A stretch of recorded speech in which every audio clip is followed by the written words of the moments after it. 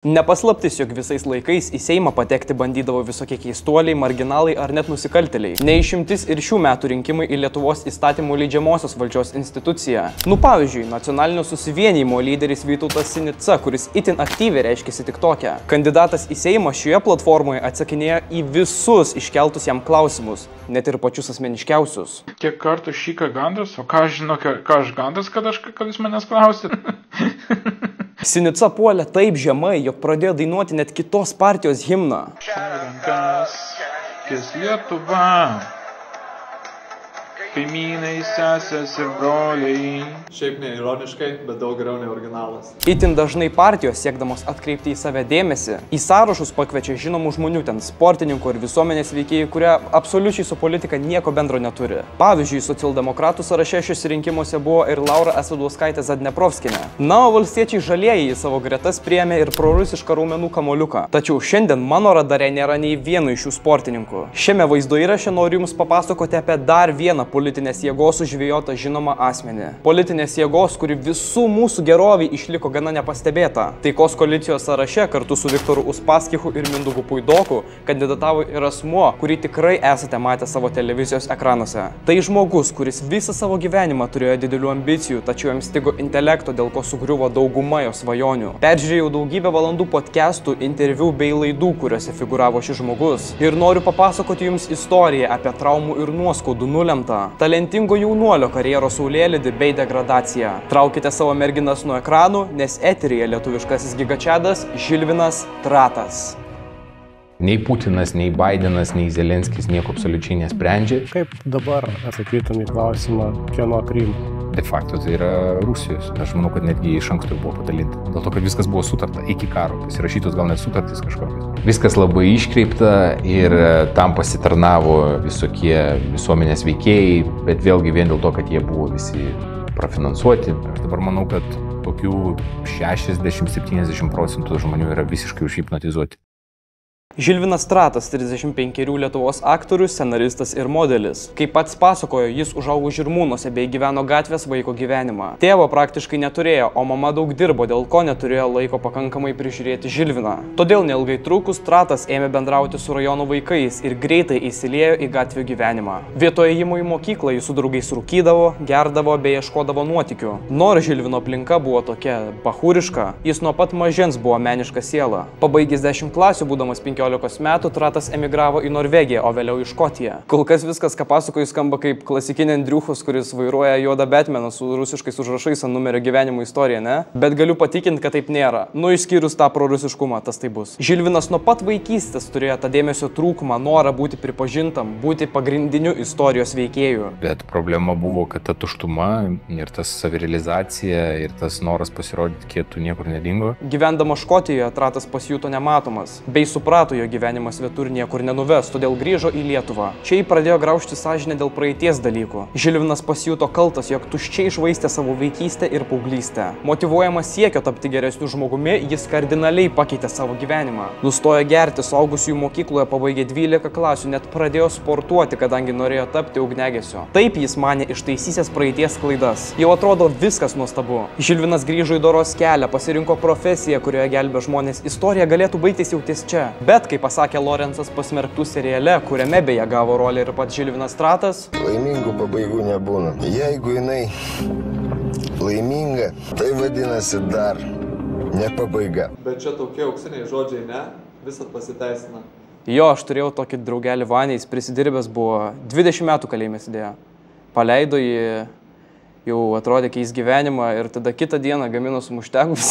Taigi, kaip suprato, Tratas netapo gaisrininku, o netapo todėl, kad jo aplinka ėmė jam kalbėti. Bremba, seni, tu žiauriai gražus šiaip esi, turėtum kokio aktorių ar modelių būt. Ir tada man pradėjo žmonės sakyti, kad va, tu aukštas, tada aš turėjau tokius ilgesnius plaukus šiek tiek, aukštas, gerai sudėtas, sako, tu va, aktorium galėtum būti. ar ten laidų vedėjų, ar ten kažką, tau reikia išvaizdą išnaudoti, nes kas iš to, kad tu ten būsi gaisrininkas ir niekas tavęs nematys. Ir čia didelį vaidmenį suvaidino dalykas, apie kurį kalbėjau kiek anksčiau. Žilvinas Tratas troško dėmesio, norėjo būti pripažintas. Kodėlgi ne, pasakė jaunuolis ir įstojo į Lietuvos muzikos ir teatro akademiją. Ten Žilvinas susipažino su daug įtakingų teatro žmonių, kurie, pamatę vaikinę kažką ypatingo, padėjo jam įsilieti į industriją. Aktorystę Tratas įsimylėjo suvaidinęs pirmą rimtą vaidmenį lietuviškai į Jamesą Bondą. Ten jis pagaliau įgyvendino savo troškimą, tapo pagrindiniu veikėju. Viskas buvo apie jį. Tas parodė tus maštabus, kurie yra įmanomi ir kai visos akys į tave, ir kai tu ten realiai esi svarbiausias,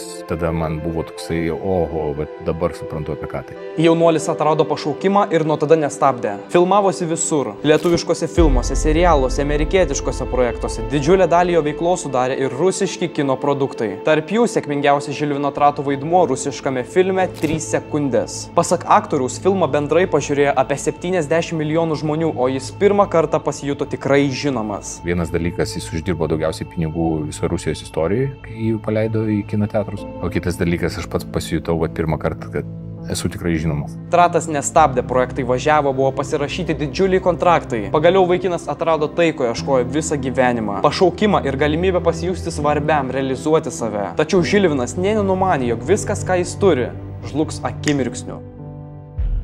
2019 Lietuvoje įsigaliojo karantinas. Koronavirusas išplinta taip, jog nelieka nieko kito, kaip tik įvesti ribojimus. Tai labai stipriai paveikė Žilvino Trato karjerą. Staiga visi sandoriai su užsienio projektais, ypatingai rusų, sustoja. Valstybių sienoms užsidarius, režisieriai supranta, jog jiems nebeapsimoka gabentis lietuvių aktorių. Žilvino karjera išgyvena didžiulę krizę. Įsivaizduokit, Tratas atrado pašaukimą, kurio ieškojo absoliučiai visą gyvenimą iki tol. Jam buvo pasiūlyti didžiuliai pinigai, pagrindiniai vaidmenys. Skausmas, kurį išgyvena žmogus, visą tai praradęs akimirksniu, yra nepakenčiamas. Apie Tratą, va taip atsiliepia. Va taip jausmingai.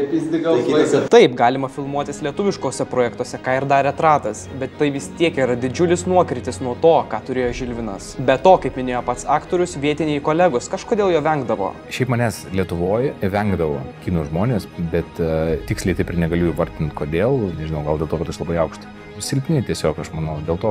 Jie nenori, kad ateitų toksai žmogus kaip aš ir uždengtų jų saulę. Tratas net buvo išvykęs į Dubajų padirbėti nekilnojamo turto srityje, bet grįžo į Lietuvą supratęs, jog norint kažką pardavinėti, reikia turėti tam įgūdžių. Jo, kas galėjo pagalvoti? Su didelė nuoskauda dėl karjeros praradimų Žilvinas pradėjo domėtis koronaviruso kontrolė, skiepais, galimybių pasais ir jo pirmi šaltiniai, pasak paties, buvo alternatyvi medija. Aš kai pradėjau tą informaciją domėtis, tai automatiškai alternatyvius informacijos šaltinius stebėti. Nu žino, ten tos Janutienės, Juraičiai ir visos kitos šiukšlės. Iš pradžių aktorius vengė kištis tai, kas vyksta, stengėsi nuo visko atsiriboti. Tačiau tos išmatos, kuriomis Tratą maitino antivalstybininkai, jam buvo labai artimos. Juk koronaviruso ribojimai ir buvo tai, kodėl jaunuolis nebegalėjo tęsti savo mėgstamiausios veiklos. O kas įvedė ribojimus? Valdžia. O ką kritikuoja taip vadinama alternatyvi medija? Teisingai, ribojimus ir valdžia. Skaudulių dėl praeities dėka Tratas nulindo į tokį gilų sąmokslo teorijų bei dezinformacijos triušio urvą, juk iš ten nebeišlenda iki šiol. Vaikinas pradėjo aktyviai skelbti idėjas būdingas antivakseriams. Kritikavo skiepus, ėjo prieš galimybių pasą. Žilvinui artimu tapęs burbulas jį visiškai atskyrė nuo išorinio pasaulio. Nuo žiūrovo kėdės pakilęs Tratas tapo alternatyviosios medijos dalyviu. Ėmė lankytis laidose, ten kalbėti tai, ką prieš tai išgirdo tuose pačiuose portaluose.